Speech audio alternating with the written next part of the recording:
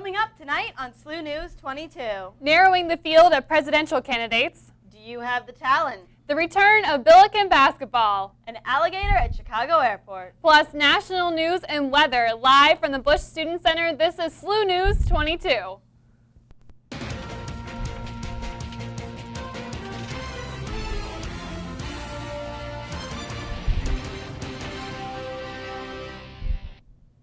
Good evening. I'm Amanda Honigfort. And I'm Jill Swed. Thank you for joining us this evening. The meetings with various SLU groups to determine what the university is looking for in its next president have ended. On October 29th, the Presidential Search Committee released their detailed presidential position description. The full description can be found on SLU's website, www.slu.edu. The committee will now begin interviewing prospective candidates. They hope to have narrowed down the field and present a group of 10 to 12 candidates by the end of the year. Applications are now open for first-year leadership positions. If you think you would like to be a SLU 101 leader or FLOM leader, learning community mentor, commuter assistant, SES peer mentor, transfer mentor, or a University 101 peer instructor, you can learn more about the positions and apply online by searching first-year experience on SLU's website. Sean is in the Weather Center now for our first forecast. Sean, what do we have in store for us? Well, this morning it was a little blustery if you were heading to class in the morning, and it was really cloudy.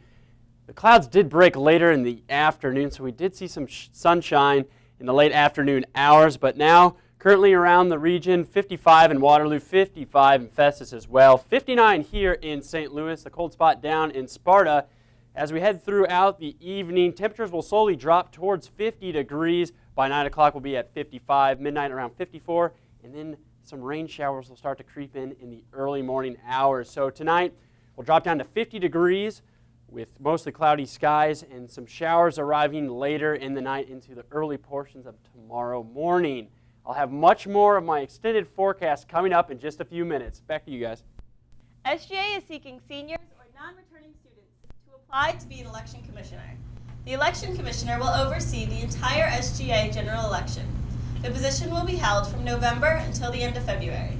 If you are interested or would like to nominate someone, please email Jay Bryant, Vice President of Internal Affairs at sga.internal@slu.edu by November 8th.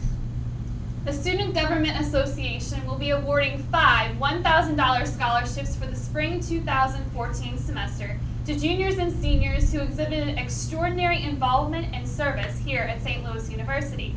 Applicants must have at least a 3.0 GPA and have completed at least 2 semesters at St. Louis University. Applications must be submitted to the Student Involvement Center by 3 p.m. on Friday, November 15th. To access the application and the list of complete qualifications, please visit the SGA official website. This weekend marks the annual Greek Slooper Bowl. SLU-TV was there to cover it. Hey, this is Evan Lange, and I'm president of Sigma Phi Epsilon. We're out here at Slooper Bowl. It's a beautiful day, a bit nippy out, but we're out here to raise some money for Big Brothers Big Sisters.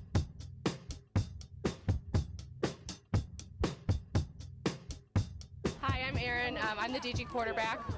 And I'm Renee. I am the DG running back.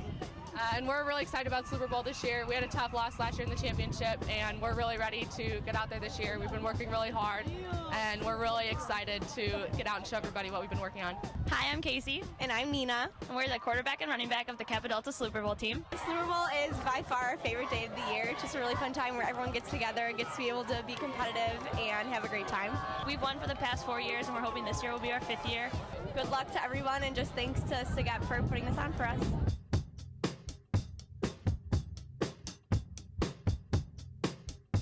All kinds of teams are out here. Every sorority is being represented with a different team.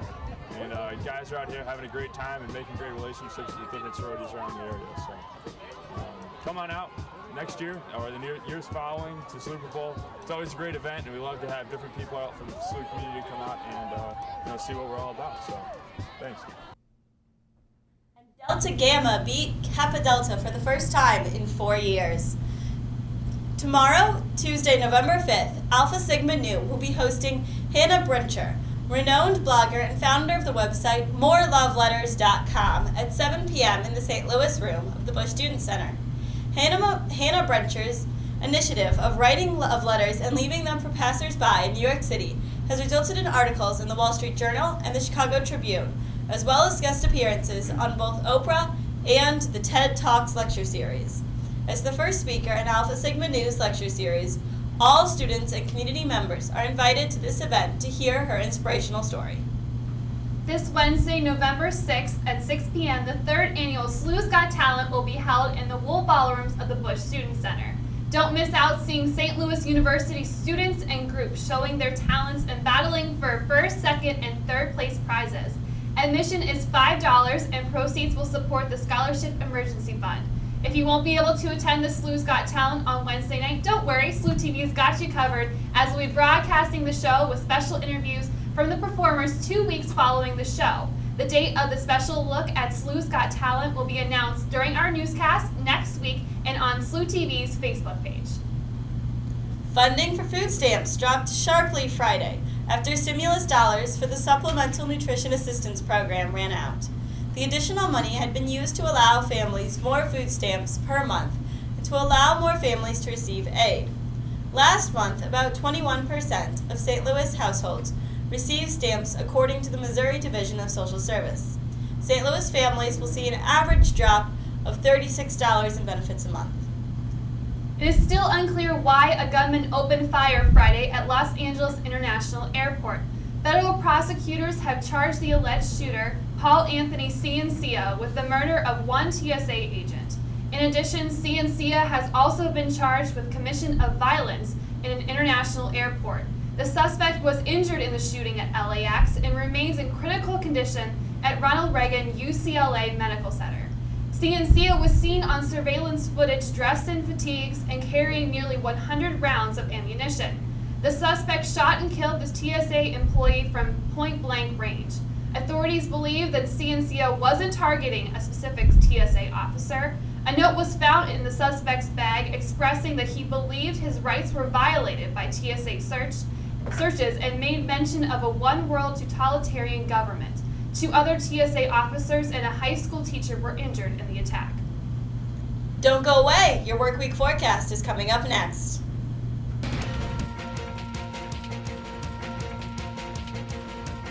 Welcome back. Meteorologist Sean Everson is here with us now for his extended forecast.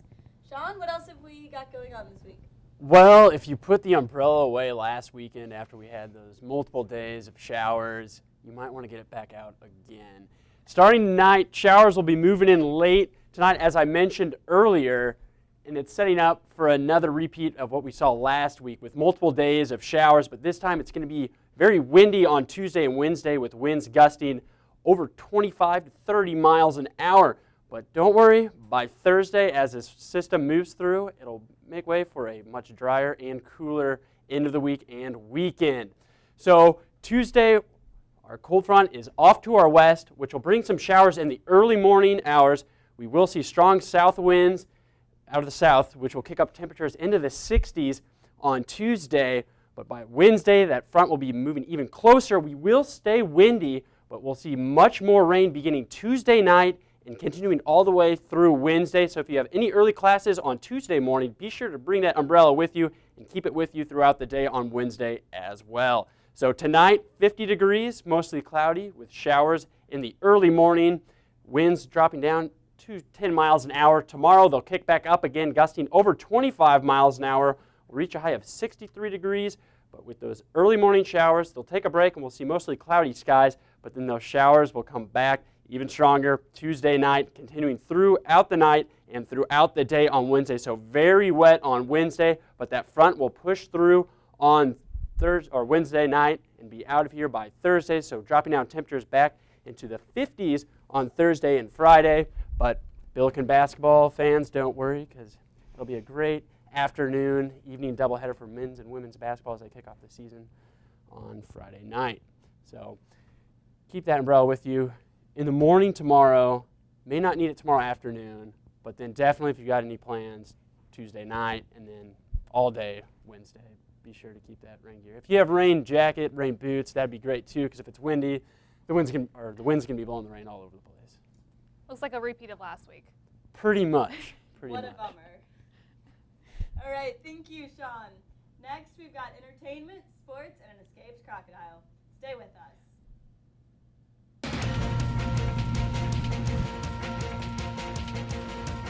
Welcome back. Lionsgate's Sums adaptation of the Ender Games earned the top spot at the box office with an estimated $28 million earned from Friday to Sunday this past weekend. This achievement, however, was quickly overshadowed by the early overseas launch of Disney's Marvel's Thor: The Dark World, earning the fourth highest international debut of 2013 with $109.4 million. Thor opens in theaters statewide this Friday, November 8th. Chris Johnson, one of Coach Jeff Fisher's star players in Tennessee, got the best of his former coach in the St. Louis Rams Sunday afternoon. The Tennessee Titans beat the Rams 28-21 following Johnson's go-ahead touchdown in the fourth quarter. This is the Rams' third straight loss, despite a stellar performance from rookie running back Zach Stacy, who had 127 yards rushing on 27 carries and 2 touchdowns. The Rams failed to capitalize on an interception and a 44-yard field goal attempt in the final minutes of the game. The Rams will be at the Indianapolis Colts next Sunday at noon on Fox. The St. Louis men's basketball team opens their regular season this Friday, November 8th, against Southeast Missouri University. At 7:30 at Chaffetz Arena, the Bills blew past Fontbonne last Thursday night in their exhibition game 94-38. Friday night is also a doubleheader at Chaffetz Arena as the women's basketball team begins their season against Missouri at 4:30. China is currently leading what some have considered a space race amongst Asian countries, with its work on a lunar rover, a space station, and an unmanned mission to Mars. China's National Space Science Center, or NSSC, has conducted a majority of the research behind these programs and currently has a budget of about $80 million and a staff of around 650. Both the U.S. and China are trying to launch Mars probes while the planets are suitably aligned. After this attempt, there will not be another opportunity for a couple of years, and Wu Ji, the director of NSSC, says China fully plans on picking up where the U.S. and India left off with the launch of their own Mars probe. Wu intends on launching China's Mars probe using new scientific goals and strategies, along with the cooperation of other countries. A foot-long alligator was recently caught by Chicago officials after it was found crawling around Terminal 3 at Chicago's O'Hare International Airport. The police were informed of the animal's surprise visit after passengers spotted it under an escalator. The Department of Aviation workers caught the alligator using a broom and a dustpan, and it was turned over to the city's Animal Control Department. After examining various photos, police suspect that this may be the same alligator that was spotted being carried onto the Blue Line train to O'Hare earlier that day. The alligator is scheduled to be released into the wild after 6 months of medical treatment due to improper feeding. The owner has not yet been identified. Well, that's just a strange story. Yeah. Every day. No, that is an interesting occurrence. Any interesting occurrences in the weather? Well, there's no snow yet. It's November. It's actually pretty warm for this time of year. Still temperatures in the 60s. So keep that umbrella, all the rain gear handy with you. Tomorrow morning for a little bit, and especially on Wednesday as showers will be moving through the St. Louis metro, continuing all the way through Wednesday evening, but it'll set up for a dry Thursday, Friday, and a dry weekend as well. So. Fantastic. Well, that's our show for tonight. Thank you so much for watching. Don't forget, you can always get the latest movie reviews and news online at SLU-TV.slu.edu or follow us on Facebook and Twitter. We'll be back here next week at 7 p.m. Have a great night.